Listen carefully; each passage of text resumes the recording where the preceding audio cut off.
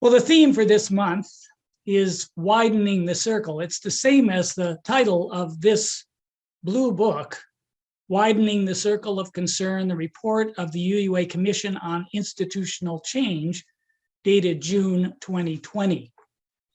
This report was a response to the resignation of UUA President Peter Morales in 2017, nearly 5 years ago, hard to believe.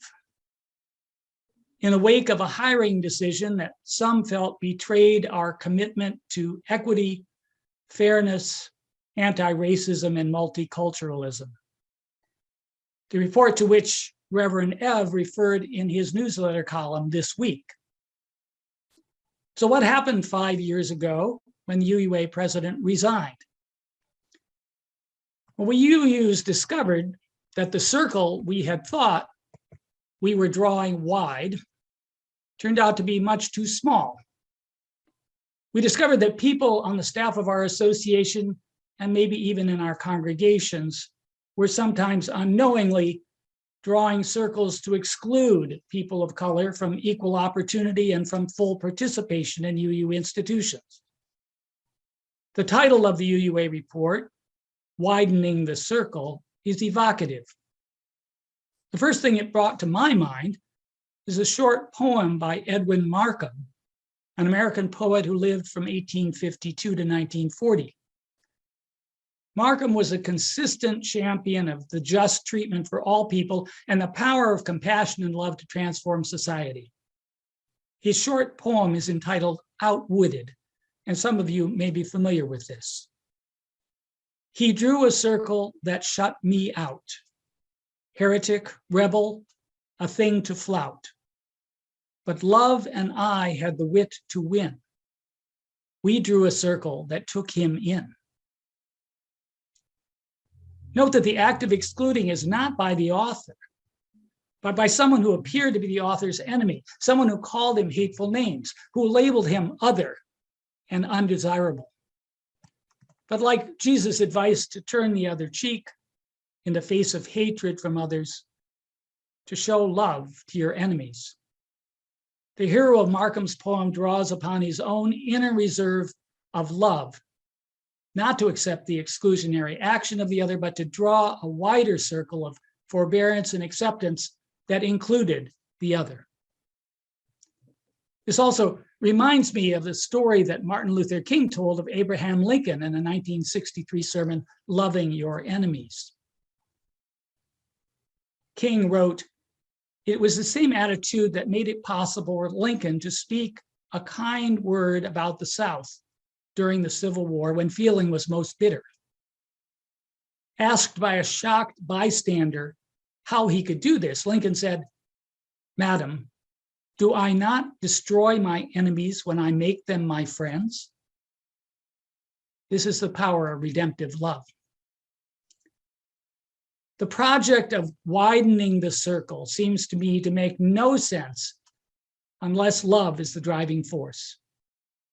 Not the romantic Hallmark card sort of love, although that certainly has its place, and remember, Valentine's Day is coming, but a bolder, tougher, more resilient love.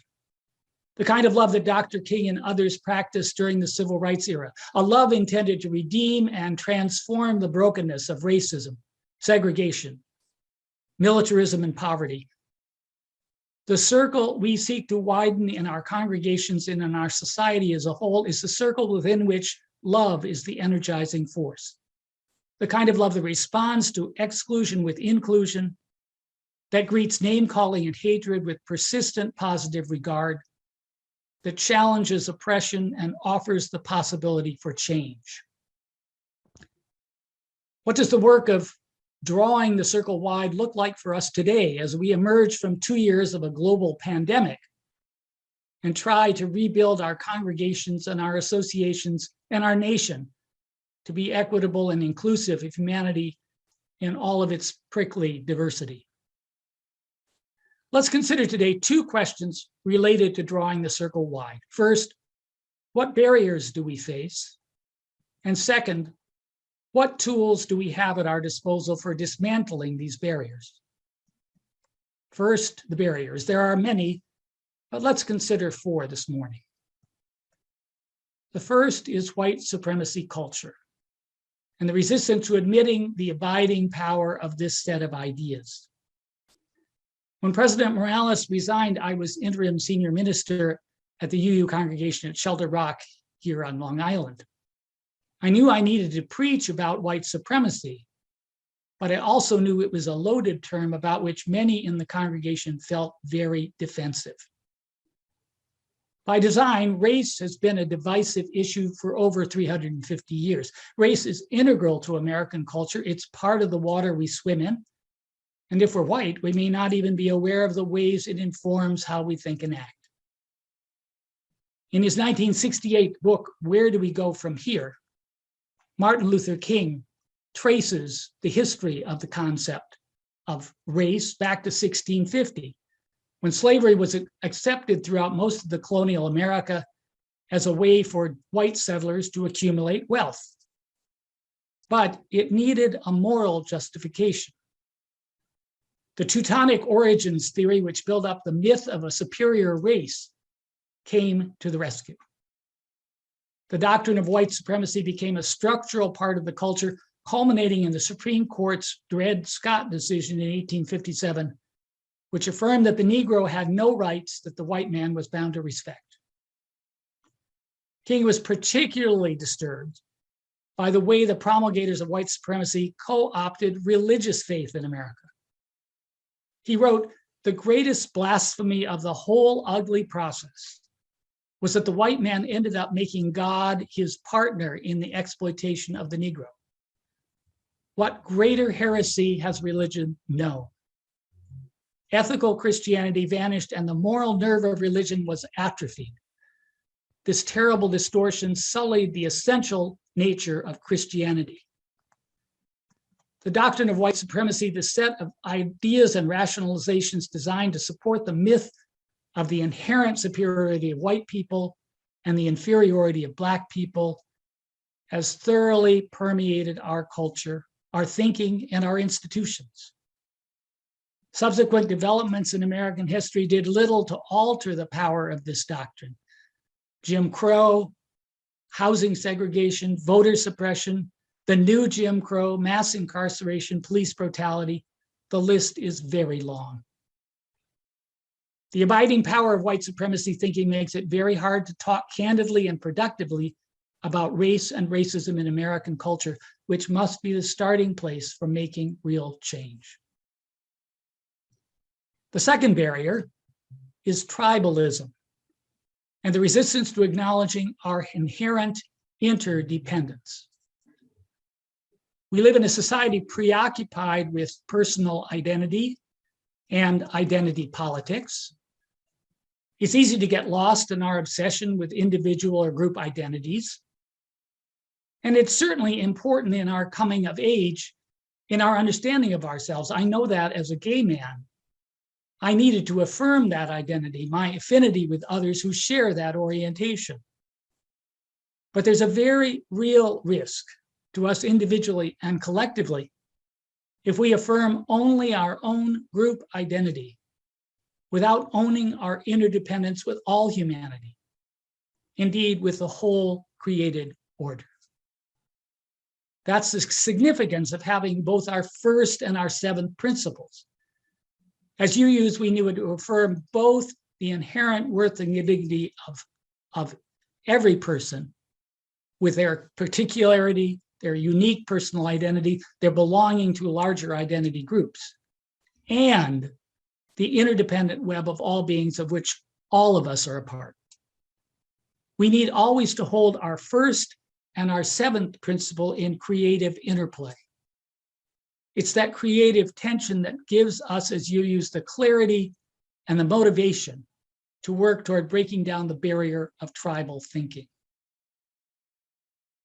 The third barrier, well known to all of us, is political polarization and our inability to make connections with others across differences of political ideology.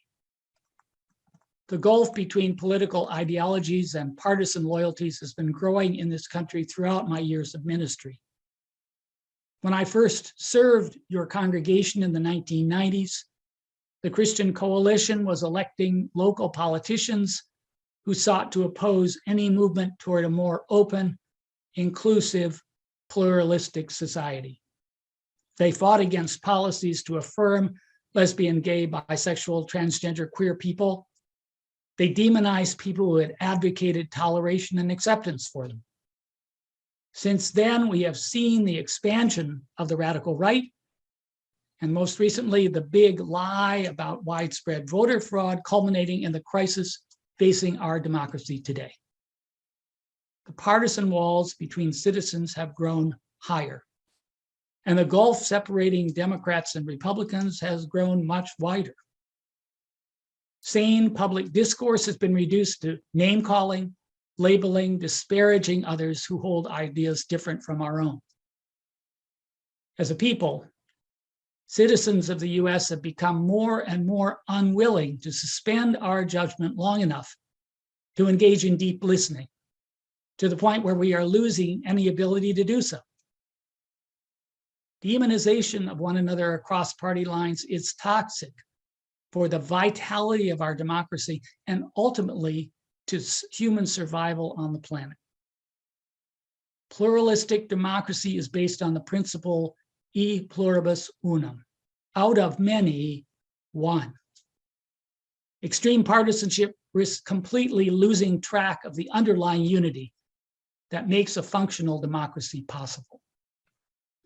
And the fourth barrier, erosion of a shared commitment to truth and our inability to agree upon the facts that make up a shared reality.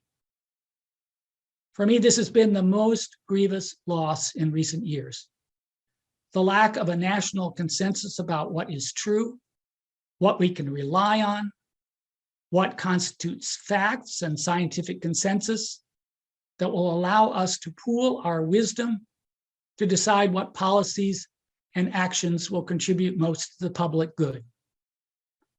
Indeed, given our extreme political polarization, we have very little agreement about what constitutes the public good. A society in which citizens cannot agree on or even discuss rationally what's true and what's a lie, what's real and what's imagined, what's right and what's wrong, what's good and what's bad, is a society that is headed for even more instability, conflict, and chaos ahead. 4 barriers to overcome: white supremacy culture, tribalism, polarization, abandonment of truth. But we have tools at our disposal to break down these barriers, especially as Unitarian Universalists. Let's consider 3 of those this morning. First, as UUs, we can lift up and proclaim our 7 principles. We've already considered the first and 7th, the equal worth of every person and our inherent interdependence, giving the lie to white supremacy, thinking, and tribalism at the expense of unity. Our second, justice, equity, and compassion in human relations, also undermines white supremacy culture and malicious tribalism. Our fourth, the free and responsible search for truth and meaning, challenges us never to abandon the reality and reliability of truth. And the 5th and 6th, the right of conscience and the use of the democratic process within our congregations and in society at large, and the goal of world community with peace, liberty, and justice for all, lays out the means and the ends toward which we strive. A world where all are heard and all have a voice and a vote in decisions that affect their lives. Beyond our principles, our second tool is drawing upon our own experience of being heretics and outsiders. In a world of orthodox thinking, Unitarians and Universalists have a long history of being champions of independent thought, often unpopular ideas, of transforming the label others have hurled our way: heretics, rebels, people who stand for nothing in particular, cultists, non-believers, Our historic roots as a religious faith have been in protest of the status quo in Europe, in New England, in the American South. Wherever some have claimed there is only one truth of which they are the only arbiters. In our history, we have known what it means to be outsiders, and we have learned how to survive and persevere. We know in our bones that no one can rightly claim clairvoyance or an exclusive hold on all wisdom.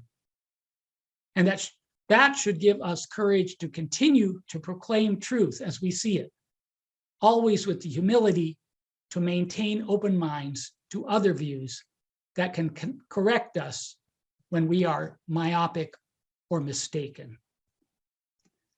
And our third tool for breaking down the barriers to a wider circle is our commitment to a powerful, transforming love, despite everything.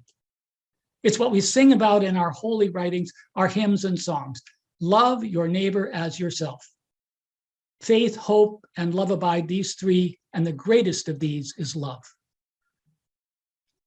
Though I may speak with bravest fire and have not love, my words are vain. Love will guide us. It's what we celebrate in our heroes and martyrs. Francis David, John Murray, Theodore Parker, Margaret Fuller, Clara Barton, James Reeb.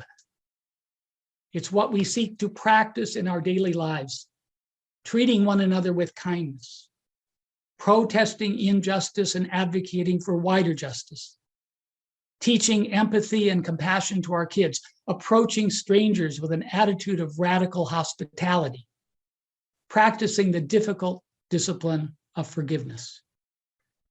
The love to which we commit ourselves as you use is the arduous path of empathy and compassion, patience and persistence in understanding the other, even in the face of fierce opposition.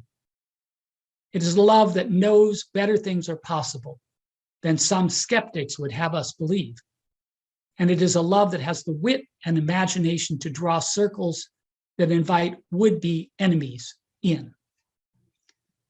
Yes, there are formidable barriers to drawing wide the circle in our congregations, much less our nation, but we have our principles, we have our history and experience, and we have our persistent love as tools to break these barriers down. I think that's why I felt such resonance with Amanda Gorman's observations in her recent New York Times piece, which was our centering thought today. Our nation is still haunted by disease, inequality, and environmental crises, she wrote. But though our fears may be the same, we are not. If nothing else, this must be known. Even as we've grieved, we've grown. Even fatigue, we'd found that this hill we climb is one we must mount together. We are battered, but bolder, worn, but wiser. I'm not telling you to not be tired or afraid. If anything, the very fact that we're weary means we are by definition changed. We are brave enough to listen to and learn from our fear. This time will be different because this time we'll be different. We already are. Gorman speaks of an aspiration that we all feel, that our emergence from the pandemic might also be an emergence from the fears that racism and economic injustice have instilled in millions of Americans for decades. And she implies an urgency for all of us to own our collective power, our shared wisdom and courage and capacity to learn and change. At such a time as this, may we Unitarian Universalists cherish the tools we have, our principles, our history and experience, and our persistent transforming love, as we join others in tearing down the barriers of white supremacy, tribalism, hyperpartisanship, and the abandonment of truth. At such a time as this, may we be bold in building inclusive congregations and communities that demonstrate what's possible when we intentionally draw the circle wide. So may it always be. Shalom, blessed be, inshallah, aho, shanti, amen.